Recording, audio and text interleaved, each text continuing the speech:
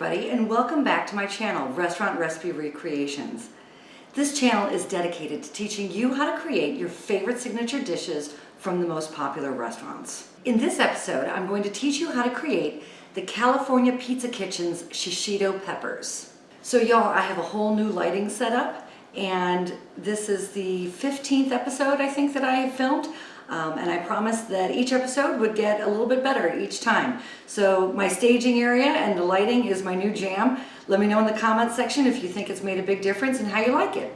The California Pizza Kitchen, also known as CPK, was founded in 1985 in Beverly Hills, California, I think. And they're best known for their innovative and non-traditional pizzas, like the original barbecue chicken pizza, the Jamaican jerk chicken pizza. That's a lot of chicken pizzas. In fact, the chef that created their original barbecue chicken pizza, which is like their signature dish, is a chef that came from Wolfgang Puck's extraordinarily famous restaurant Spago in Beverly Hills. If you haven't eaten at a California Pizza Kitchen before, I know that they have a whole line of their frozen pizzas that you can buy in the grocery store, but you know, they're frozen, so, but whatever. This shishito pepper recipe was one of the most popular appetizers that they had on their menu. Now, the reason that I say was is because somewhat recently they've actually ended up taking them off of their menu. I don't know why. I have spent my entire career in the restaurant industry. I can't say that I know everything that there is to know about it. I don't know why some restaurants choose to take their most popular items off. I do understand that restaurants like to switch it up a little bit, but it's never made sense to me why they take off their most popular items. But anyways, no need to worry because I'm going to show you how to create them at home. So you don't need to go to California Pizza Kitchen. I probably shouldn't say that. If you've never heard of shishito peppers before, or you've never had a shishito pepper, let me tell you a little bit about them. They are these wonderful little delicate green peppers that have an erratic level of heat. So some are very mild and some are quite spicy.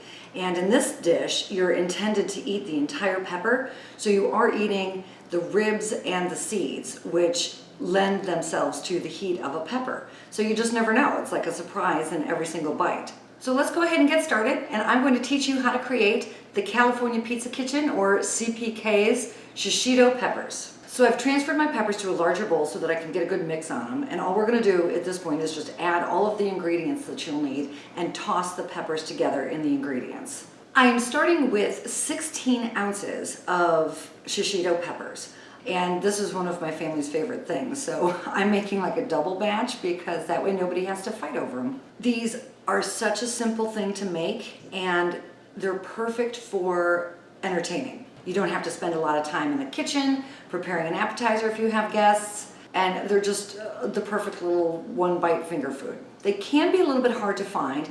I actually ended up getting these shishito peppers from Walmart, and don't even get me started on the unlimited grocery delivery service from Walmart, because I can talk all day about how awesome I think this service is. I literally think I get like one delivery per day, and it is so worth it. It is a total life hack, it is a time hack, and it's just incredible. So enough about that. My friends think that I'm a little bit gross about how much I talk about the Walmart delivery service, but you know, so what? Who cares? I like to pass things on that I think are going to be beneficial to you. So anyways, let's go ahead and get started. So I've got the 16 ounces of peppers. And now I'm going to add 3 minced garlic cloves. I'm going to add 4 teaspoons of soy sauce. I happen to like this brand. Don't tell me how you pronounce it, or don't ask me how you pronounce it, rather. Datu Puti, I think. I get this from my Asian market that is down the street that I love. But obviously any kind of soy sauce that you like, curcumin, it all works. Use low sodium if you need to. I happen to love the flavor of sodium, like a lot. So I never opt for the low sodium soy sauce, but that's obviously up to your personal tastes. 2 teaspoons of fish sauce. This is again a brand that I get at my Asian market. It's called Viet Hong. It's the one that I like. It's also known as 3 crabs because there's 3 crabs here on the label. So if you're looking for this specific fish sauce, just look for the 3 crabs. This is the only brand that I buy. There's something very specific about fish sauce, and I just happened to kind of lock in on this one. It's the only one I ever use. If you're like most American families, sriracha has found a pretty permanent place in your kitchen. This one is the Hoi Fong Foods. I think it's probably the most recognizable brand. It's the most popular brand, and you can find it on any grocery shelf. So now we're going to add 2 teaspoons of the sriracha. And lastly, we have 1 teaspoon of honey for a little bit of sweetness. So just go ahead and mix this all together. It really is that simple. So now we're going to talk about the cooking process. At the California Pizza Kitchen, they actually cook these peppers in their pizza ovens, which is inaccessible for most people, obviously. I mean, unless you happen to have a pizza oven in your kitchen, you're going to have to come up with another way to cook these peppers, because what you're really doing is charring and blistering the peppers. So what's required to do that in a regular home kitchen is to cook them over a very, very high heat. Now, while you could certainly do that if you have a great wok that you like to use, or you can do them in a pan at extremely high heat. That high temperature of heat cooking produces a lot of smoke, like a lot of smoke. Like chances are your fire alarm is going to go off kind of smoke. And for me, that just sort of negates the experience. These are so delicious, and you don't want your whole house to be filled with smoke. So in my opinion, the best way to prepare these at home is to put them under the broiler. So that's what we're going to do. I just have a regular sheet tray here that I've covered with aluminum foil. I'm going to give it a little bit of a spray with some non-stick cooking spray here. Make sure that the peppers are in one even layer across the whole bottom of the pan so that every pepper has the opportunity to get the heat from the broiler. And that's it. Let's go stick them under the broiler. Okay, it's as easy as that. I've got my oven on broil. I've got my rack on the top rack. We're just going to go ahead and stick these in there and keep an eye on them. Okay, you should at this point start to hear them sort of bursting and popping. You're going to want to just give them a little peek.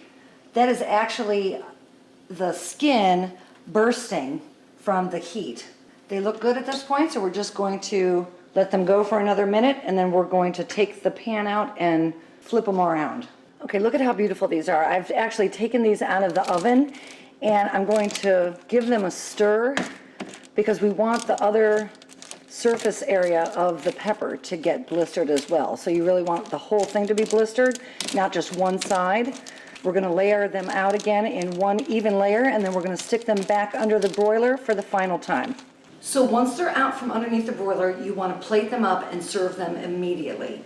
The skins on peppers act as like a little bit of an insulator, so they trap the heat inside, which is good because they're nice and hot, but you don't want them to get too mushy either. You don't want them to be limp and sort of...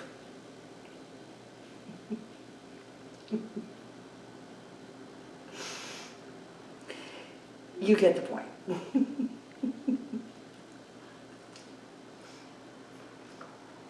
These are incredible.